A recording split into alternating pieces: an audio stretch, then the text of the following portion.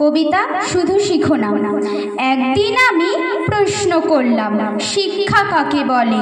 প্রশ্ন শুনে উত্তর দিল বই খাতারা দলে দলে।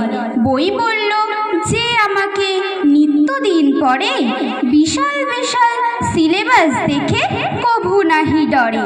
খাতা বলল, শুধু কি পড়া, লিখতেও জানতে হয়। অত পড়ে কি আর হবে যদি লেখাই থাকে ভয়। ব্যাগ বলল, কি যে বলো, শুধু কি পড়া লেখা? স্কুলে যদি না যাও তবে কিসের এত শেখা? আমি বললাম, চুপ করো সব, আমার কথা শোনো। শুধু পড়ে লিখে আর স্কুলে গিয়ে লাভ নেই কোনো। লিখে পড়ে কি আর হবে যদি কাজেই না লাগাও? সঠিক সময় জ্ঞানকে যদি ঠিকভাবে না জাগাও। স্কুলে যাওয়া, লেখাপড়া সব কিছুই হবে বৃথা।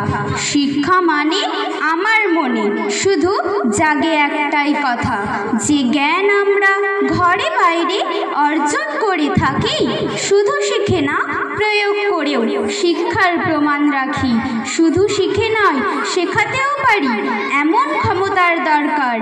এই উত্তরই আমার মনে জাগে প্রশ্ন করে যতবার। নমস্কার।